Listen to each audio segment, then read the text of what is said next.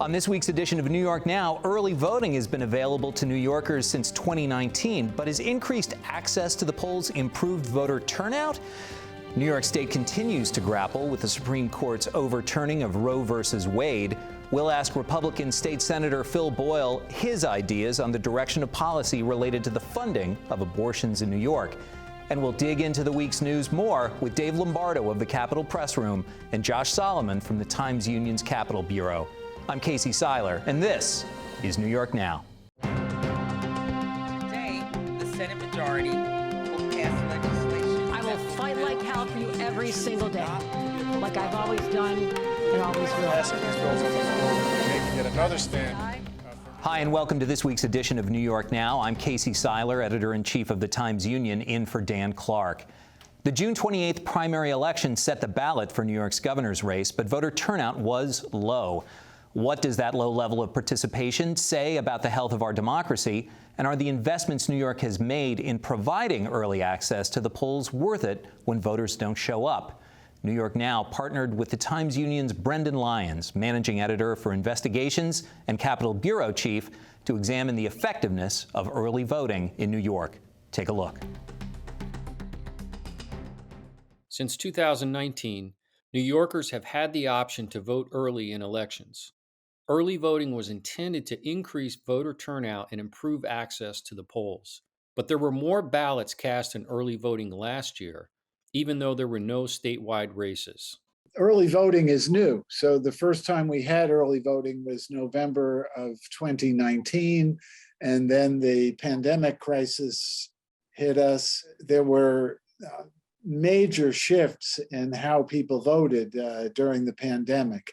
That during the 2020 primaries, the percentage of people casting votes by absentee ballot skyrocketed, and so did the turnout for early voting. So we're still in a phase where we don't have a lot of historical data in New York in order to predict what is a good early voting turnout and what is a poor turnout. The biggest problems with early voting are making sure that sites are fairly distributed. It really is essential that that site is located in a central location that is easy to access for, everyone. New York's early voting legislation requires polls to be open for 9 days, with at least one early voting location for every 50,000 registered voters in a county. Early voting sites must be open with a minimum number of hours set by the state, depending on whether it's a weekday or weekend. Counties pay for the poll workers and in some cases need to rent polling sites. Implementing the rules has presented challenges for many counties. The counties are getting much better, but the legislature still had to step in to make additional rules this year because a couple of counties were egregiously violating the spirit of the early voting statute. The counties that have the largest number of early voting sites also tend to have the higher early voting turnout. So the convenience of early voting sites does appear to be a significant factor in whether people are going to use early voting. And of course, the whole purpose of early voting is to make it more convenient for the voter. So the voter is not locked into having to go on the day designated for elections. It's the end of the school year, there's graduations, moves ups, so parents are maybe still busy. I don't know how long this early voting goes for, but I hope that people do take advantage of it. I think it's great. I was going to say thank God, but that's my speech, that we have early voting before the time of the primary voting come in. Everybody need to come down here and vote early. Get it over with. Get it done. Across the state, roughly 14% of the voters in the June 28th primary had cast their ballots using early voting polling sites. That's according to unofficial numbers from the State Board of Elections. For SMITKA, it's not about numbers, but access. Any vote cast during the early voting time period makes early voting worth it. And any additional time that we can provide people to, again, get that access to the polls who might not otherwise have been able to get there makes the process worth it and ensures that we have a democracy in which every single person has the ability to participate. A review of the costs associated with keeping polling sites open for more than a week shows a variation in the price per vote. Fulton County was $33, Rensselaer County $13, Saratoga County $19, and Albany County came in at $65 per vote. In Cortland County, the cost per vote was $1,500 for the few hundred voters who took advantage of early voting. Ed McDonough, the Democratic Elections Commissioner in Rensselaer County, said it isn't worth it. He said it's difficult to find people willing to staff polling sites for 9 days, and as he put it, wait for nobody to come in. A cost between $10 and $25 per voter for conducting the live election is reasonable. But when you start to get costs that work out above $25 per voter, then I think it's appropriate to take a hard look and say, well, is this really cost effective? Elections do have a cost that goes with them, and sometimes you just have to swallow hard and bear that cost. Figuring out the cost equation is critical, and it's hard to draw general conclusions about the cost of early voting and how they balance with New Yorkers' right to access the ballot box. If early voting goes away, it will disproportionately affect those who historically have had the most difficulty getting to the polls on Election Day. So that's people who do shift work, people who use public transportation, people who might have mobility impairments that make it difficult for them to get to the polls. They might need to arrange a ride. People who might not have childcare set up within those voting hours on Election Day. Really, anybody who doesn't necessarily have a flexible schedule, it can be hard to get to the polls on one single day. For smaller turnout elections, like primary elections or special elections, maybe 9 days of early voting is overkill. The county boards of elections, as they gain experience, should also adjust their staffing according to the anticipated turnout.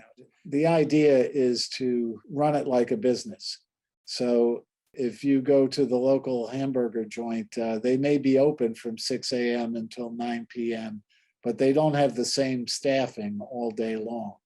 They will increase the staffing for the times that they expect it to be busier. And I would urge the county election officials to look at that model and try to adjust their staffing accordingly.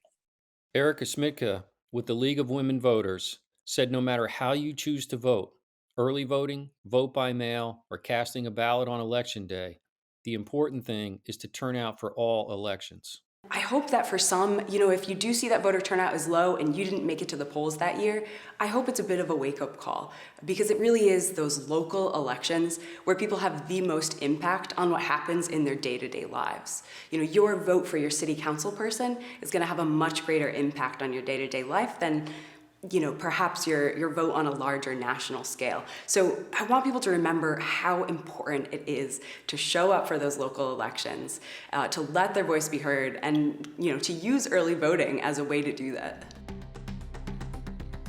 You can find the Times-Union's reporting on early voting turnout at nynow.org and timesunion.com. And now for more analysis of the week's news, I'm happy to be joined at the Reporters Roundtable by Josh Solomon of the Capitol Bureau of the TU and Dave Lombardo of the Capitol Press Room. Great to see you. Thanks very much for coming in. All right, let's talk guns, specifically Republican pushback to the provisions that were signed into law just about a week ago by Kathy Hochul after the extraordinary session that, when last we met at this roundtable, had not yet been passed. But the provisions include, of course, an expanded list of so-called sensitive places where concealed carry and carry period will not be allowed, as well as significantly higher bars for those who want a concealed carry permit. This, of course, all comes as a result of the Supreme Court decision in the case of 2 Rensselaer County men who were turned down for a concealed carry permit. Yeah, I think that the Republican opposition was expected, and they had forecasted that for a while. They obviously are very proud defenders of the Second Amendment, but they've already come out and said, we're going to sue on this. And the Republican Party chairman and the Conservative Party chairman on Thursday made their announcement that they're working on it. And funny enough, the opponent of Republican Chairman Nick Langworthy in the congressional race, Carl Palladino, has also announced his plans to sue on those gun laws. So we'll see what happens on how sturdy they are. But Democrats have said that the reason it took so long to put it together was they were making sure they had a sturdy foundation.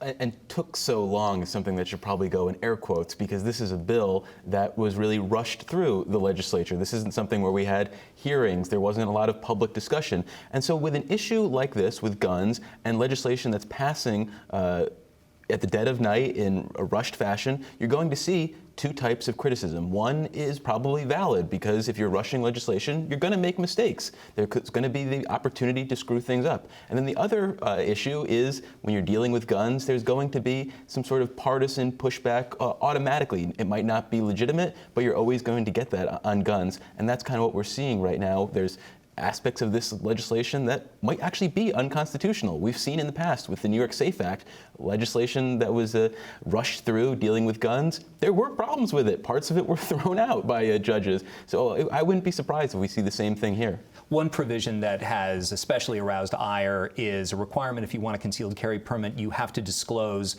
all of your social media accounts. And that's something that is definitely of concern to Second Amendment adherence. It's of concern to other people on First Amendment grounds as well. But I think where that was born out of was with the Buffalo shooter and the long trail. And when we see these mass shootings, they often say, well, he posted it on his social media. How could you have not known? So that appears to be what the intent was. But nonetheless, people are, lawmakers, Second Amendment, First Amendment folks are concerned about what that means if you have to turn over your social media. How does that work? What about, distant accounts? And it gets a little squishy pretty quickly. There's also concerns over where you can carry in the Adirondacks. State Senator Dan Steck has brought that up, and the administration hasn't been completely clear on it. The administration has said, look, nothing in this law would prevent you from normal things like hunting, and it really, that inside the blue line, that's forest preserve, not essentially a public park, which is what Dan Steck and Elise Stefanik have been saying. But this law, though, we need to remember, is just the first step here. We need to have regulations that are still to come from the Hochul administration. State police, the DCJS, Division of Criminal Justice Services, are going to actually lay out the rules for where the rubber meets the road on this rule. So we are talking on what is supposed to be the last day of operation for the State Joint Commission on Public Ethics. And they are going out in classic Jacob fashion. On Thursday, they voted 10-1 with Governor Cuomo's former Governor Cuomo's last appointee to the panel, voting in opposition to the release of a report that was prepared by an outside law firm looking at how Jacob approved the governor's book deal, his second book deal on his COVID memoir. What, Dave, did it reveal about that process? Well, if you are to believe this report, which I find it questionable, because this report lays out a version of an administration that bullies people to get its way, and a ethics watchdog that doesn't have enough of a spine to stand up to said administration. So, Casey, I think we need to take this with a grain of salt. I'm not so sure I'm ready to buy all this. Dave, you're speaking with tongue in cheek. The report seriously sort of suggests that Jacob's staff essentially worked almost as a kind of credulous organ of the executive chamber in the approval, that they didn't ask enough questions about. Rushed it through. Yes, yeah, exactly. It's what we've expected from Jacob during its 10 years, 11 years of existence, that this was not autonomous ethics watchdog, that it was here to basically rubber stamp the wishes of its, I guess, benefactors, the people who appointed it, and that it would go after people who were out of political favor or had no political power in Albany. And the real question now moving forward is, with this new body that's going to replace Jacob, is this going to be something that will stand up to the administration? Does it have any sort of autonomy? That's what we'll have to see moving forward. All right, R.I.P. Jacob. All right, one last issue. Governor Hochul and New Jersey's Phil Murphy signed a deal for the Gateway Tunnel project, $14 billion. That's just the first outlay for a twin tunnel project connecting the Garden State and the Empire State. Could this turn out to be sort of Governor Hochul's Tappan Zee Bridge, an emblematic big infrastructure project? She may want it to be. It's going to take a long time to build the tunnel, but she'll be able to have opportunities in the construction projects, all that type of space. But will it be the same type of bridge, same type of situation? That seems to be maybe a stretch there. But for now, she's going to push for it, especially while there's federal infrastructure money from President Biden, and they want to push forward at least while they can. So Tappan Zee Bridge, Mario Cuomo Bridge, I'm not sure yet. A tunnel is not exactly the same kind of vaulting piece of infrastructure that a big, beautiful bridge like that can be, right? Can't put it on a license plate, Casey. That's true. You can't. All right. Well, that's where we're going to have to leave it. So thanks very much to Josh Solomon from the Times-Union's Capitol Bureau. And Dave, please stick around. Sounds good. Finally, the overturning of Roe v. Wade means states will decide whether they will preserve or deny access to an abortion. In New York, protections for legal abortion predate the original Roe v. Wade decision. In recent days, the Hochul administration has attempted to enshrine access to abortion in the state constitution, further strengthening those protections. On Thursday of this week, Governor Hochul provided a path for funds that would bolster security at reproductive health care centers across the state. Governor Hochul has stated that she intends for New York's comprehensive reproductive health services to be available to women and families whether they reside in New York State or not. And New York is likely to see an increase in out-of-state residents seeking abortion services in New York. That has some Republican legislators concerned about who would carry the cost. Dave Lombardo from the Capitol Press Room spoke to Republican Senator Phil Boyle from the 4th District. Boyle has proposed a bill that would prohibit the use of state funds for non-New York residents seeking an abortion within the state's borders. Well, welcome to the show, Senator. I really appreciate you making the time. Thank you, Dave. Thank you for having me here. So this spring, Governor Kathy Hochul, in anticipation of increased demand for New York abortion providers, directed $35 million to beef up the capacity of providers in New York, as well as improve their security in anticipation of Roe v. Wade being overturned. You've introduced legislation that would restrict state spending for non-New York resident abortions. Can you talk about how your bill would work if implemented? Sure. So, David, one thing I think people need to realize, obviously, despite the decision on Roe versus Wade, New York State is going to continue to be a pro-choice state. That is not changing. It's protected in state law now. And also, another thing we can be pretty sure about is the fact that there's going to be a lot of women coming from those states that are either banning or restricting abortions. I think my understanding was there's about 26 states that are going to either completely ban or restrict abortions.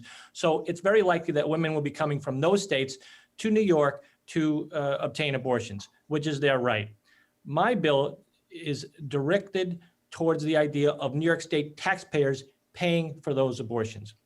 I could see, particularly with the left that's controlling much of the agenda in Albany, is the use of New York State taxpayer money to fly women from Texas or Louisiana up to New York, overnight hotel stays, obtaining the abortion procedure, and then flying them back to their state. This could be done theoretically by the tens of thousands and will cost New York State taxpayers hundreds of millions of dollars or even billions of dollars over the course of years. And that's something is completely insane and unacceptable. So it sounds like your concern then is about cost and not necessarily, I guess, respecting what other states have decided to do with regards to abortion measures? Well, I mean, I personally am opposed to the idea of them using New York prosecutors or trying to prosecute women that come from their state. That's their own law. I'm mostly concerned about the taxpayers of New York paying for that. Obviously, New York taxpayers have paid for abortions for many years through Medicaid. So Medicaid funding from taxpayers in New York fund abortions for indigent New York women. But this is a whole new ballgame. This is talking about New York State taxpayers paying for abortions for women who don't even live here. At this point, though, is there any indication that state policymakers like the governor have plans to invest in maybe travel or accommodations for non-New York women seeking abortions? I know during the Democratic primary debate, Governor Hochul was asked this specific question, and she said no to the idea of providing transportation. So is there anything that you're seeing that's actually happening that would prompt this bill to take effect, or is this more about future concerns? Well, I actually was working on this bill prior to the decision. We started working on it when the leak happened a few months back of the decision. But I think it's a slippery slope, David, because Governor Hochul said, okay, we want to put $35 million aside of taxpayer money to expand access to abortion in New York State. For example, she wants to put, I think, $10 million of those funds towards security and reproductive health centers. Fine, that's completely understandable, okay? The other $25 million, we haven't got the details on that. She wants it to use it to expand abortion access, whatever that means, hiring more people in abortion clinics, or I could see either her or some maybe the liberals that control the state legislature for the new budget cycle, putting money aside to give to not-for-profits. So it's not directly going to Sally Jones in Louisiana to come to New York, but it's going to go to a not-for-profit, taxpayer money going to a New York State taxpayer funded not-for-profit, and then they will give the money to women. So either way, I don't want New York State taxpayers to have to pay for abortions for women who do not reside in New York State. Well, how would this bill affect, if at all, women who could afford to come to New York and afford to pay for an abortion on their own? Well, then that is their right. And so we have different potential situations. For example, a woman coming from Louisiana can either, maybe she works for a company that's willing to pay for it. I heard that Disney, Google, Apple, some other companies have agreed to pay for their employees to come to New York or other states to obtain abortions. That's their right. Or maybe Mike Bloomberg or 10 other billionaires want to create a private fund with their own money to pay for these women. That's their right too. It's their money.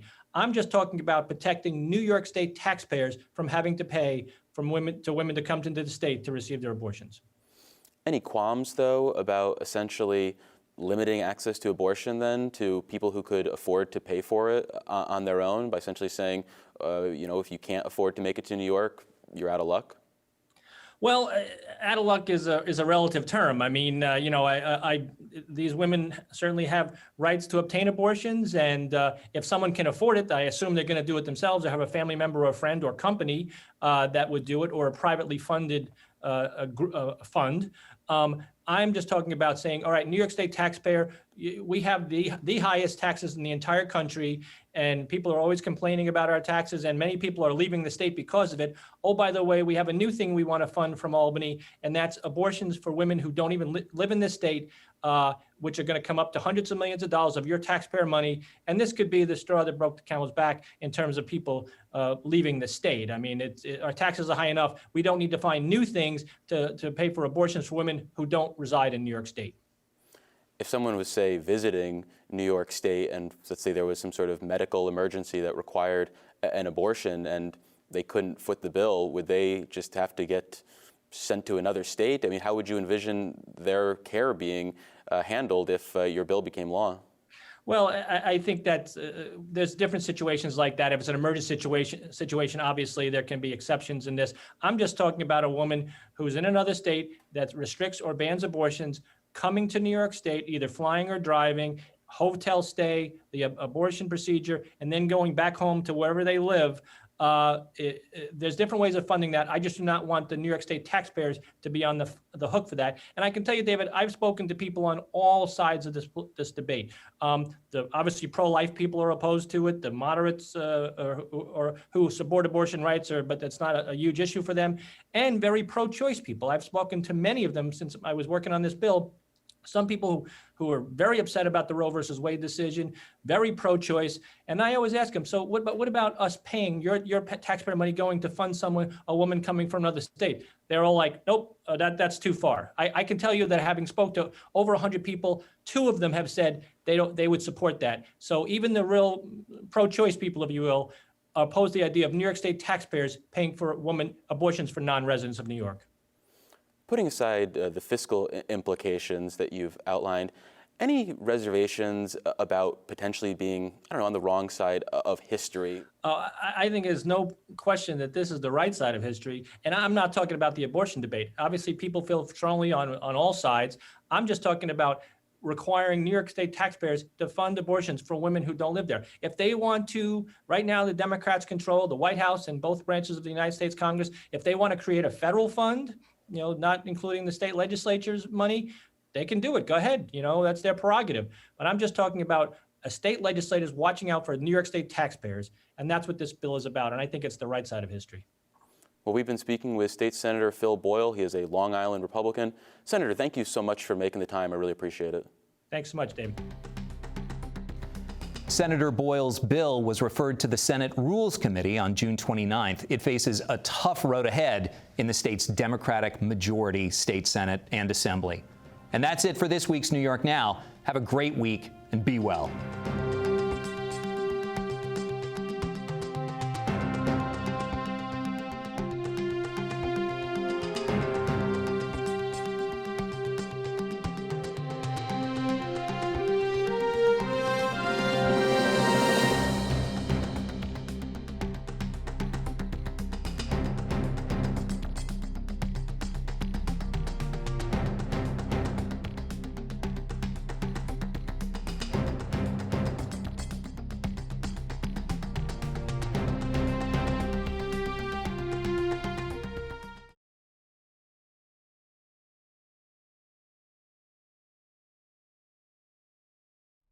Funding for New York Now is provided by WNET.